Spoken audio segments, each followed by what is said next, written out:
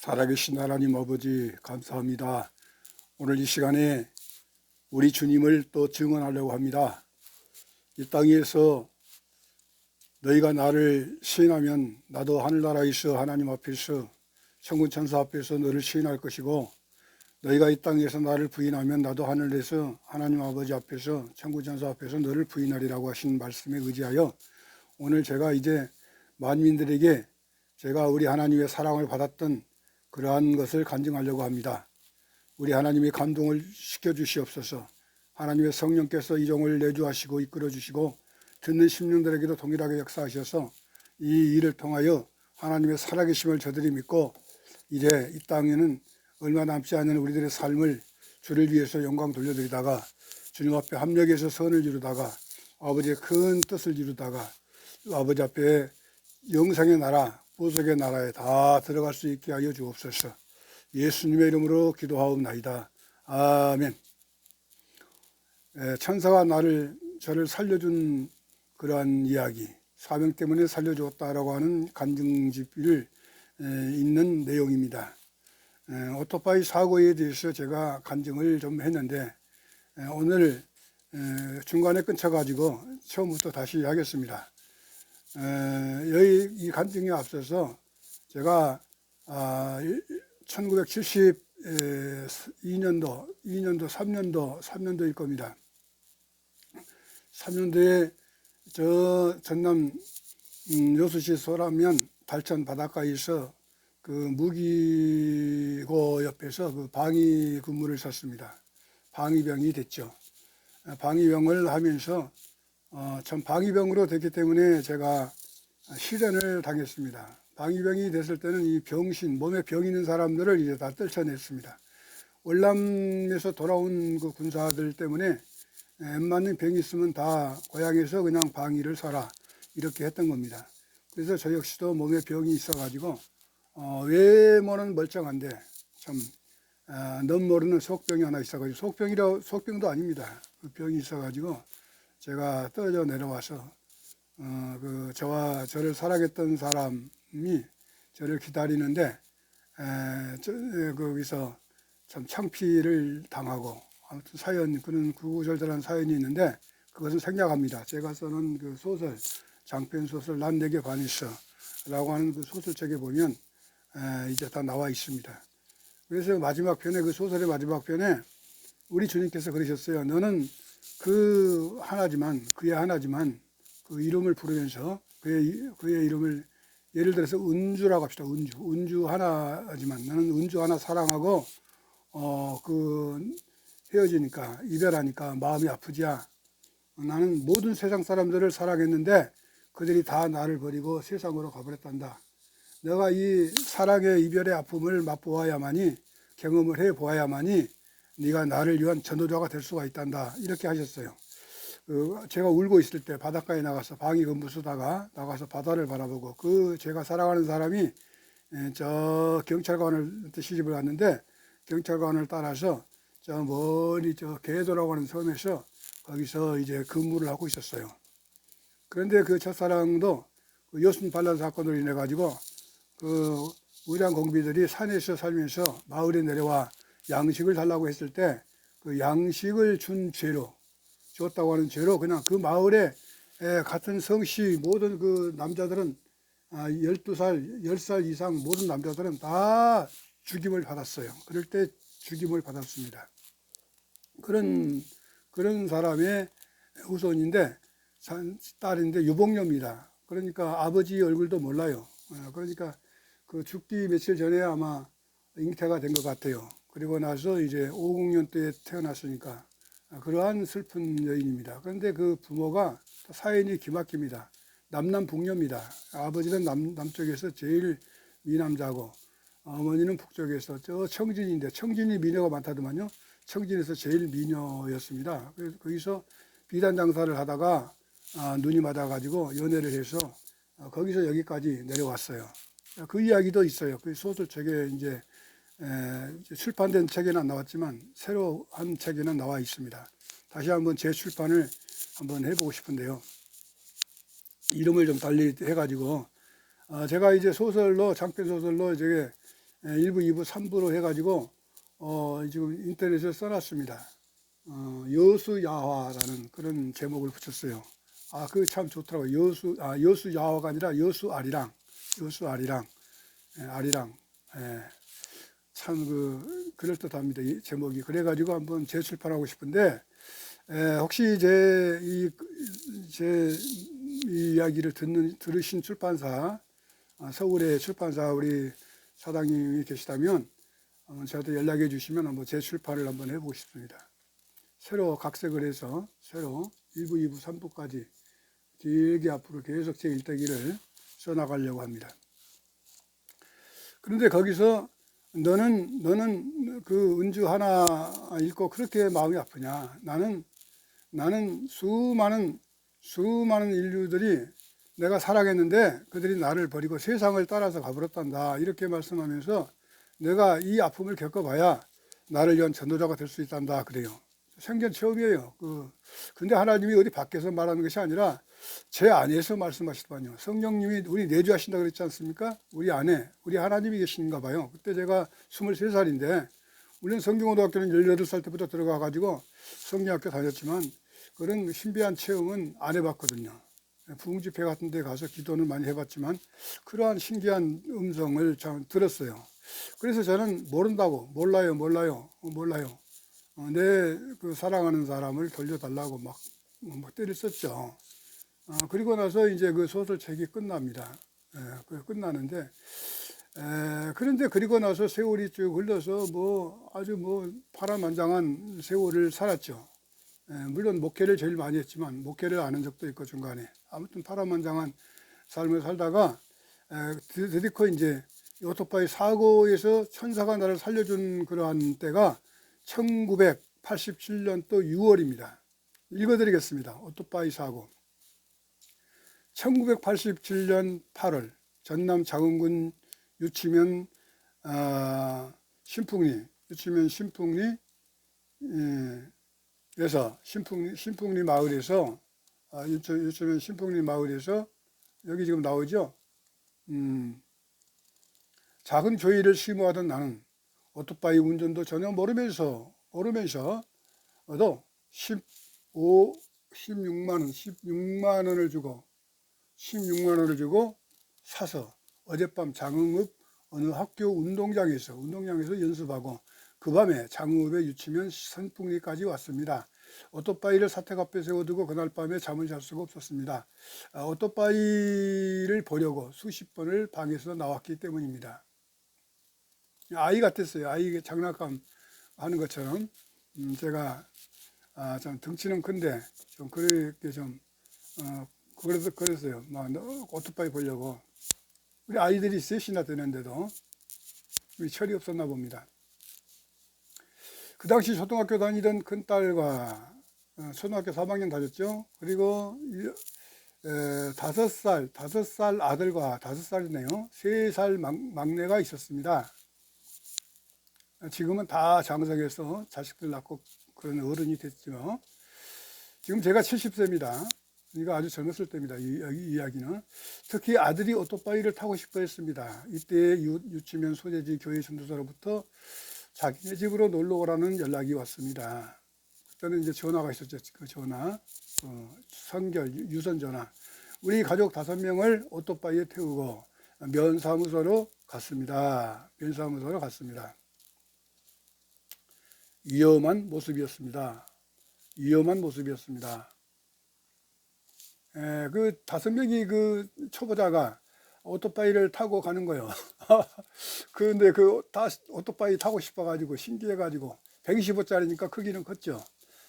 그런데 타고 싶어 해가지고 다 타고 가자니까 다 따라서 탔어요.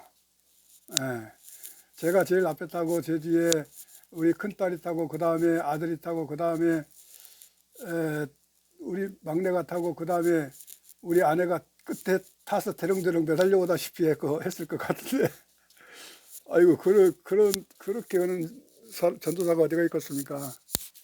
우리 아내한테 사죄를 해야 되겠네요. 큰일 날 뻔했어요. 그렇게 타고 갔어요. 거기가 이제 면사무소 있는 교회입니다. 유치중앙교회라고. 지금은 이제 그 큰 댐이 만들어져서 큰 이제 호수가 됐습니다만은, 그때 당시는 아주 좋은 산골 아스팔트 깔린 그런 동네였습니다. 메인 소재지 교회는 중앙교회라고 합니다. 유치중앙교회입니다. 그 교회 전도사님은 오토바이 매니아입니다. 박 전도사님은 오토바이 매니아입니다. 박 전도사님입니다. 박 전도사는 나에게 장흥읍을 한번 다녀옵시다 라고 말하였습니다.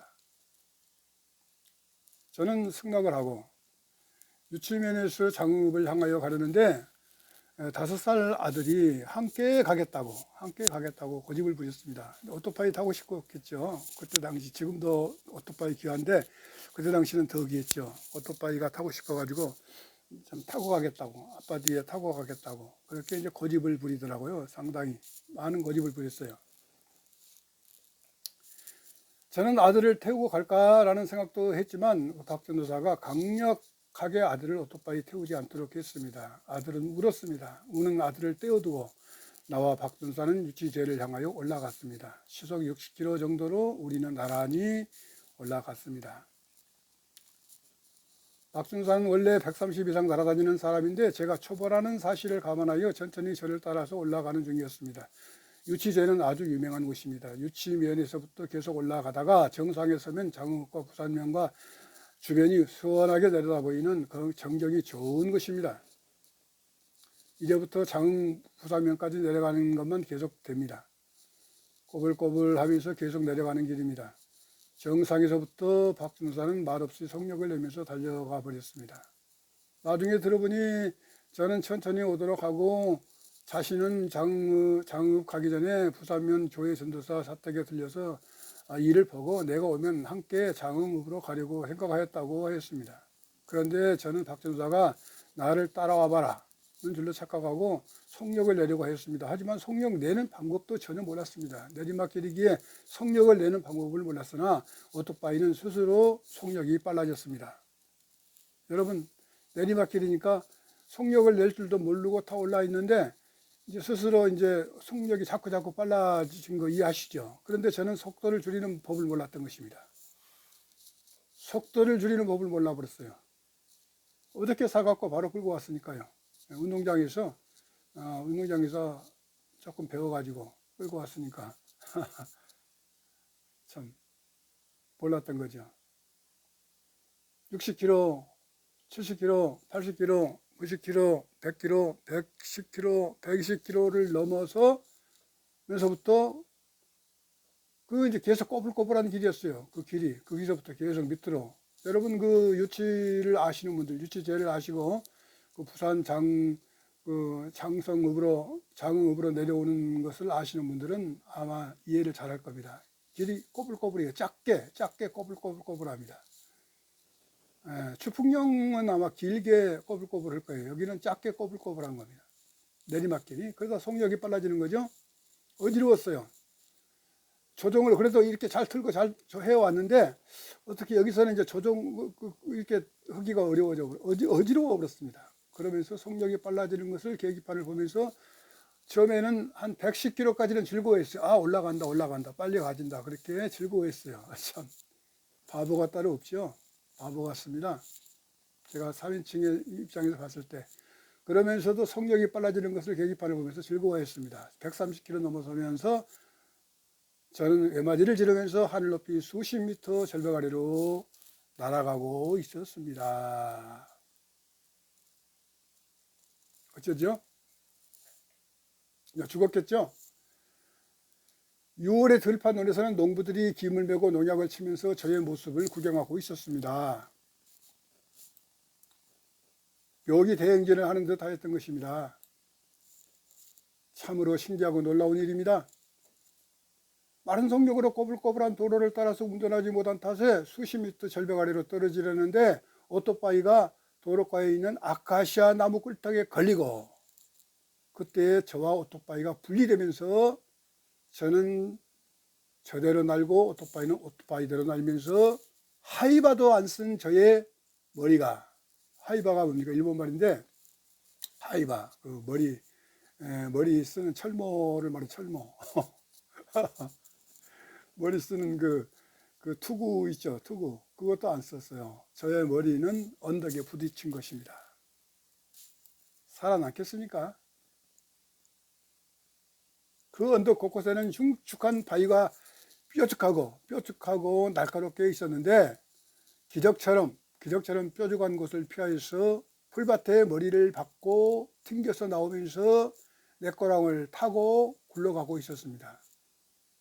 저의 의식은 머리가 어딘가에 부딪힌 것은 아는데 의식을 잠시 잃었다가 차리고 보니 제 몸이 덤블링하는 것처럼 내꼬랑을 타고 굴러가고 있었습니다. 이때였습니다. 저의 마음속 귀를 통해서 지금 천사가 너를 지켜주고 있느니라.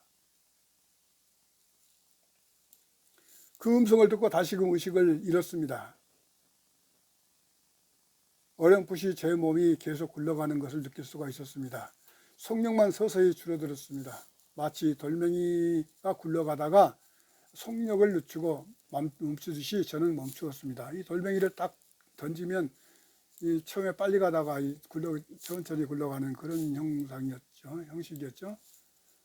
저의 사지는 쭉 뻗어지면서 부들부들 떨면서 죽어가는 듯 하였습니다. 제가 이때 하는 말과 생각은 이제 내가 죽으려나 보다. 아내도 자식도 없는 곳에서 혼자 죽나 보다. 지난 5월 달에 받은 순복음 교단에서 받은 목사 안수를 안 받을 것을 받아서 그 벌로 이런 일을 당한 것인가 회견하고 죽자. 제가 순복음 신학교를 졸업을 해가지고 목회는 통합 측에서 하면서 안수는 그냥 받았어요.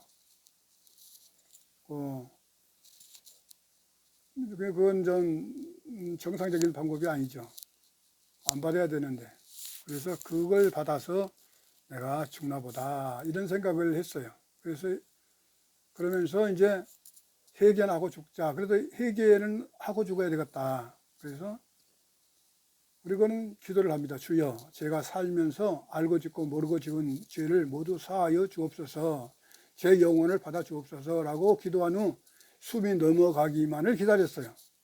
그런데 사시나무 떨듯이 제 온몸이 떨기만 할 뿐 속히 죽지는 않았습니다. 저는 팔이 몸에 붙어 있는지를 움직여 보았습니다. 괜찮았습니다. 이어서 다리도 몸에 붙어 있는지 움직여 보았습니다. 다리도 몸에 붙어 있었습니다. 이어서 머리도 몸에 붙어 있는지를 움직여 보았습니다. 괜찮았습니다. 저는 서서히 몸을 일으켜 세웠습니다. 그리고 바로 일으켜 세운 것이 아니라 한참 막 몸이 계속 떨리는 거예요. 막 아주 그냥 그 진동기 떨리듯이, 발동기 떨리듯이 막 떨리는 거예요.